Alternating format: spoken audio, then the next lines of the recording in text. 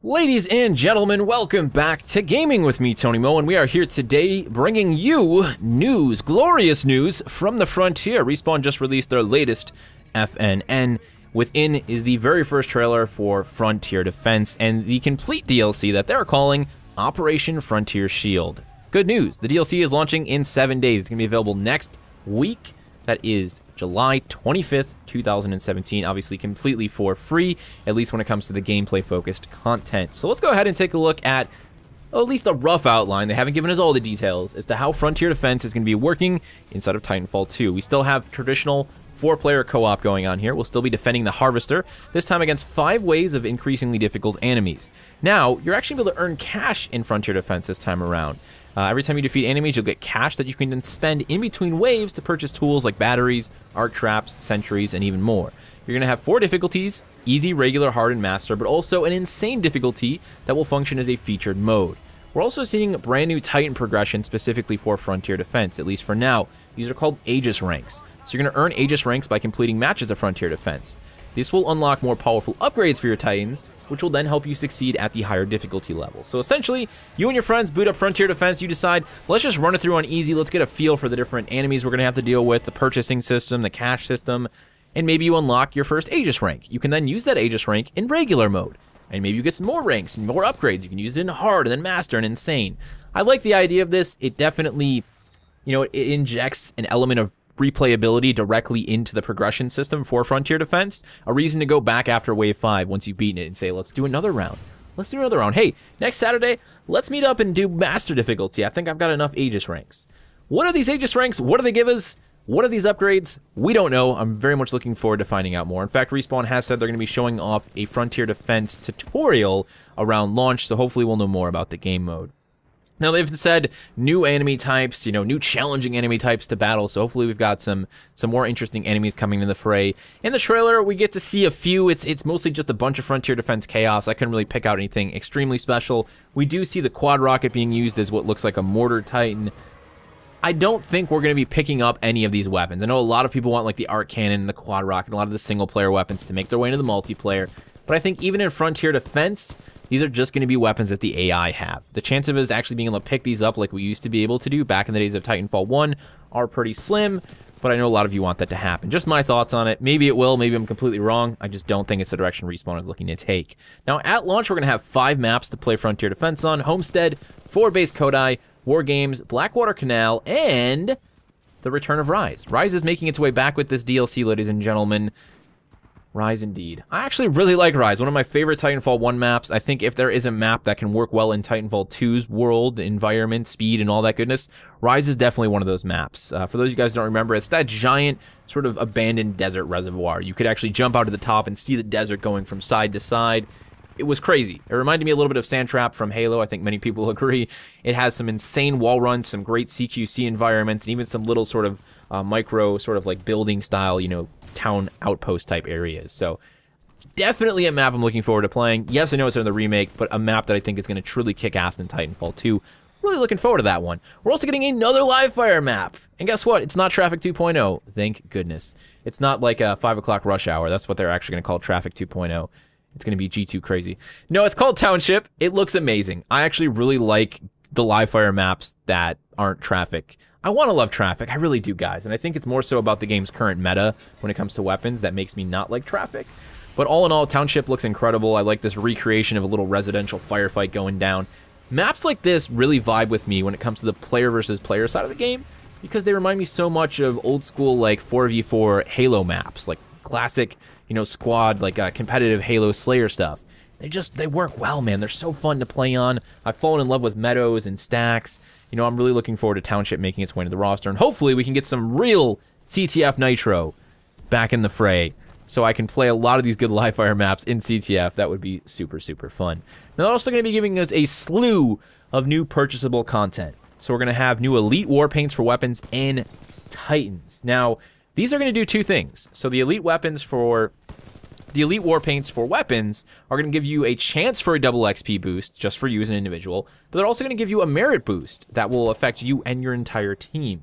pretty cool. So you have to own them, but you don't have to equip them to earn the boost. So you can just basically buy them, and then I guess from that point on, maybe as long as you're running that weapon, maybe even not. It doesn't seem like it. As long as you purchase them, you're going to have a chance to get that boost each and every time you go out. A weird system. I'm not entirely sure what's going on with that, but it's there. It's cool, and at this point in the game, many of you have been playing for days upon days. Any sort of additional XP or merit boost is going to be very welcome. I know OP is going to be over there like, yeah, baby, I'm about to get 100 in the next week. He's gonna be grinding hard. He's gonna be excited about it. These things do look fantastic though. These elite war paints. I know I would definitely be buying some of them. We've got Masterwork for the G2, Blue Fade for the Flatline. We've got a pretty snazzy one for the R2 and for the Archer, sort of graffiti style. They're just really cool. They're a nice way to really make your weapon stand out and say, hey, check it out. I supported the devs. Here's my cool stuff. Now we're also going to be getting those elite Titan war paints. These are going to be limited edition though for Frontier Defense. So each skin is going to give you and your team an XP boost for Frontier Defense. The boost is also stackable. So everybody in your team can have that XP boost and you can stack it to get even more XP while you're playing Frontier Defense. Now here's the kicker on these. This is the reason everybody's going to buy these. These are going to make Respawn so much money.